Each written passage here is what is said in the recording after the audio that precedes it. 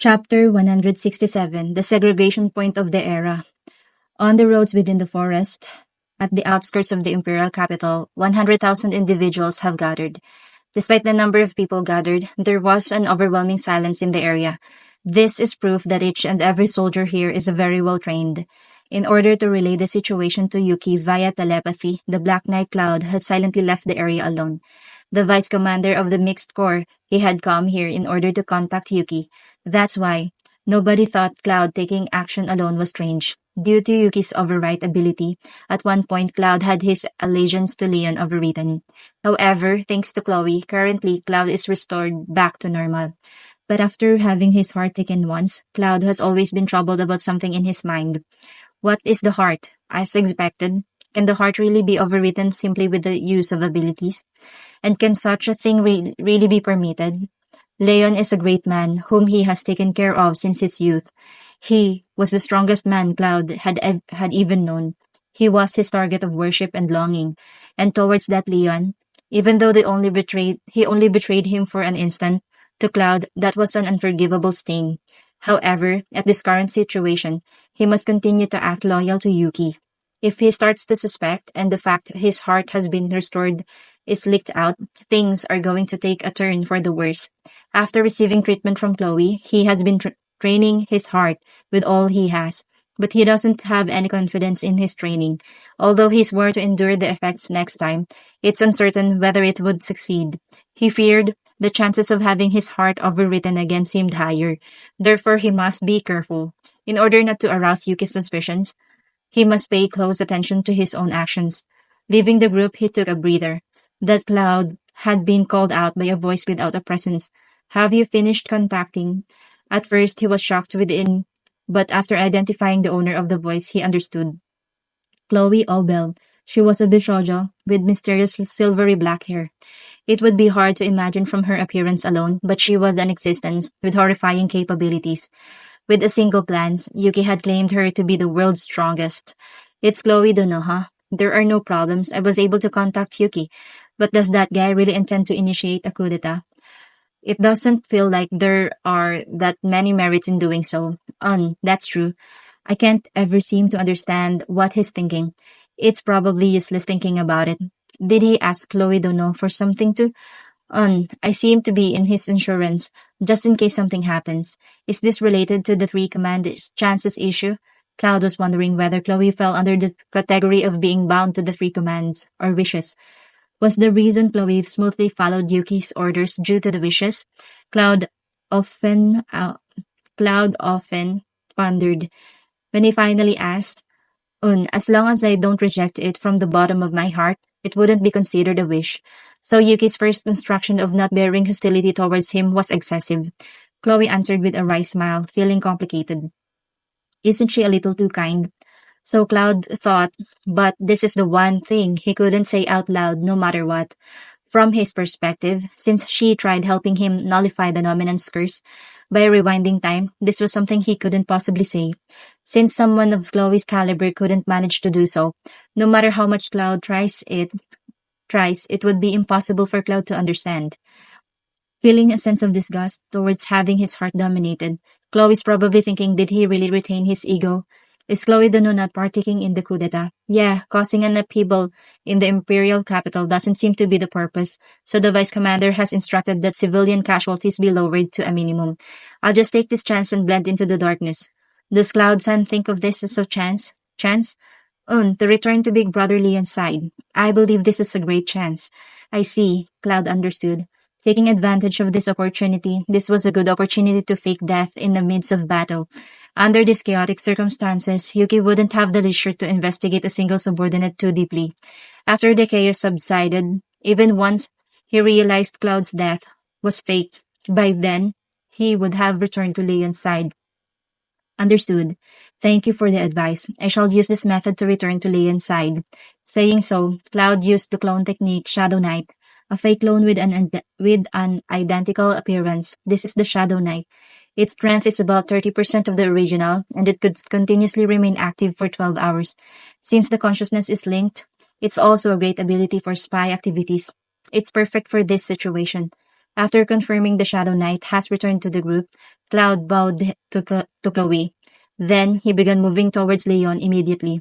This incident had actually in turn saved Black Knight Cloud's life, but the person in question doesn't know about this until later on. Following up after Cloud had disappeared, Chloe's presence vanished without a trace. She had received a request from Yuki, and unable to refuse, she could only accept it.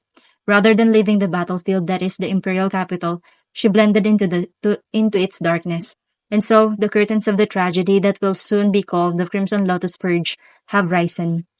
To begin with, the Scorching Dragon Valgrind had no interest in the game between Guy and Rudra. Just fight head on and decide who reigns at the top, she thought. However, if she must give her honest opinion, it would be considerably difficult for Rudra and herself to best the duo of Guy and her sister, the White Ice Dragon, Velzado. Guy is the strongest demon lord without a doubt, and her sister's compatibility with her is terrible.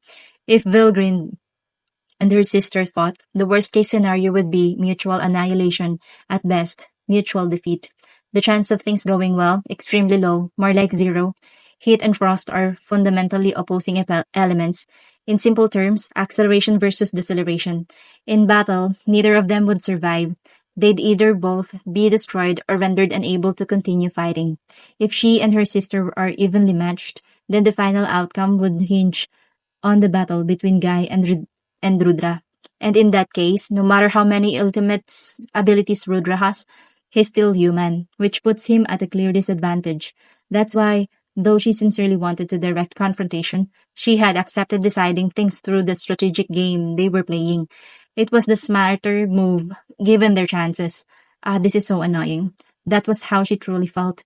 Vilgrind hated schemes. She wasn't the type to carefully plan for centuries. That's why she left everything to Rudra and simply followed his lead. But of course, she wasn't happy with it. Not being able to rampage as she pleased frustrated her. She envied her brother, the rampaging troublemaker, known as the Storm Dragon Vildora, and that only added to her stress. That kid really just does whatever he wants, but this time, surprisingly, he didn't show up. The other day, Emperor Rudra had received a report from Krishna saying nearly 1 million imperial soldiers were annihilated.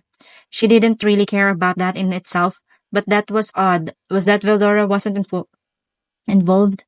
From her perspective, there was no way her fun-loving brother would miss a chance to cause mayhem. She had heard he was cooperating with the demon lord Rimuru, but that didn't mean he was the obedient type. So did that Rimuru found a way to tame him?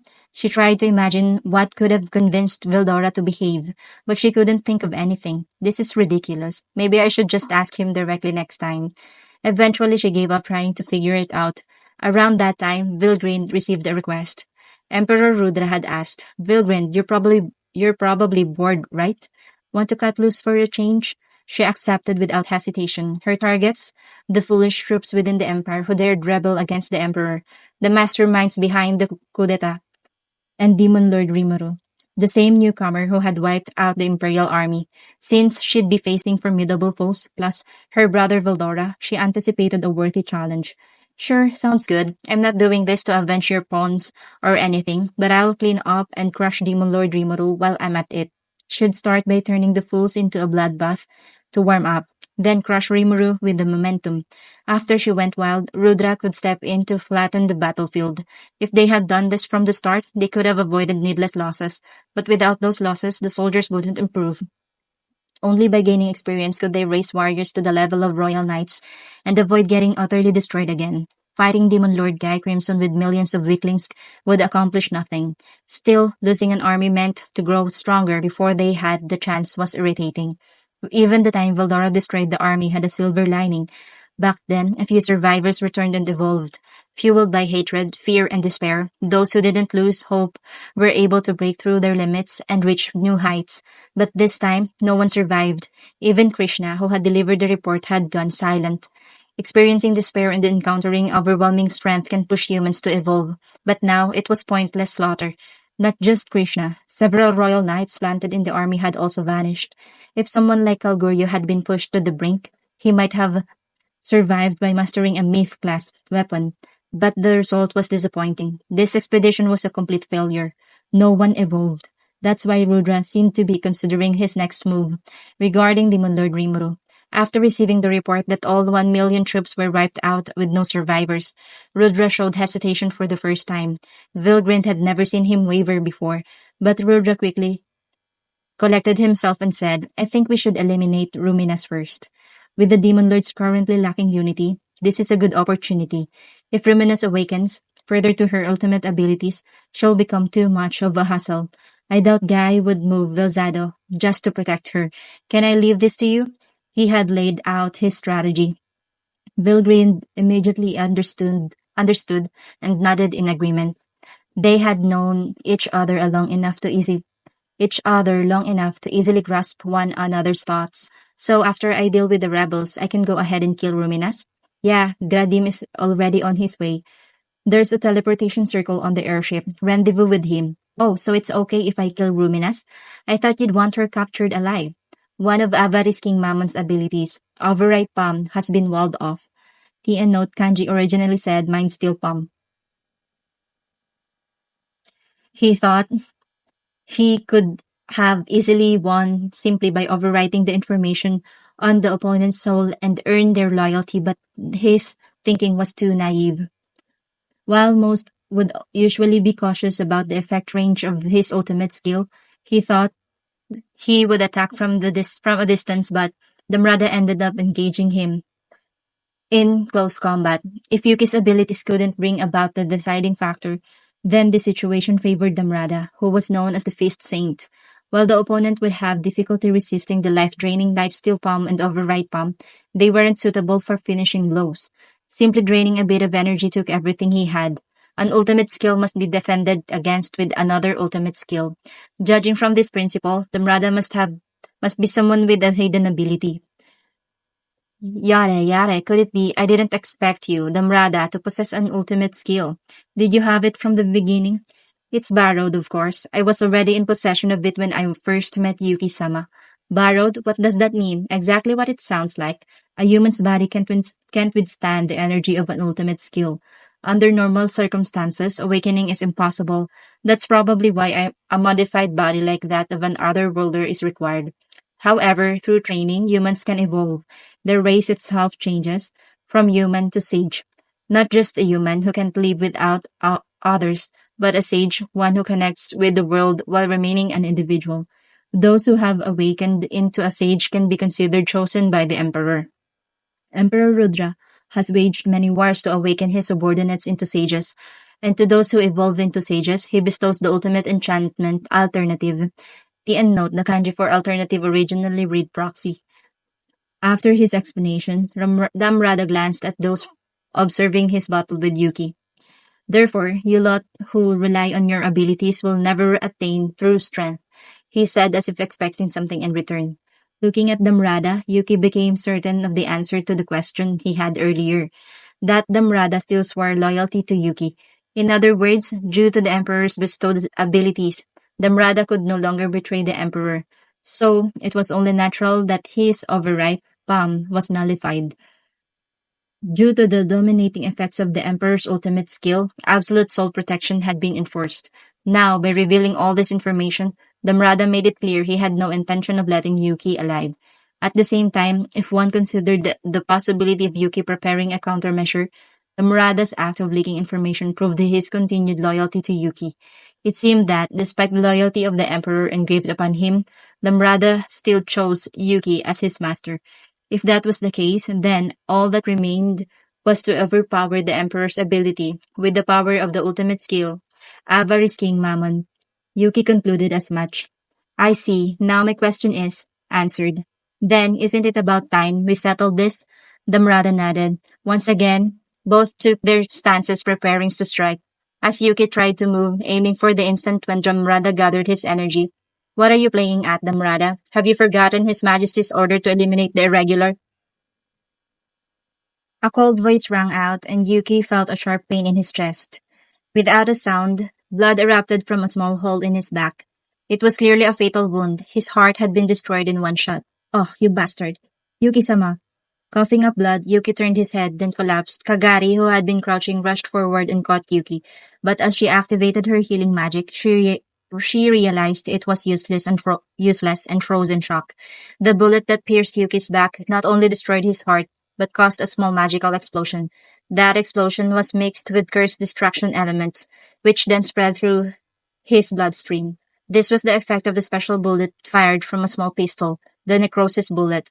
Lieutenant Kondo had first fired a remove bullet designed to destroy magical barriers and curse defenses. Once the defenses were disabled, he followed up with the deadly necrosis bullet. This bullet could even kill dragons. Even undead creatures with immortality traits would have their magical circuits destroyed by the curse agents and perish. If it landed, even spirit life forms like archdemons could be killed in one shot. Failing to resist it would guarantee death. Shot from behind, Yuki didn't even get a chance to resist, and died.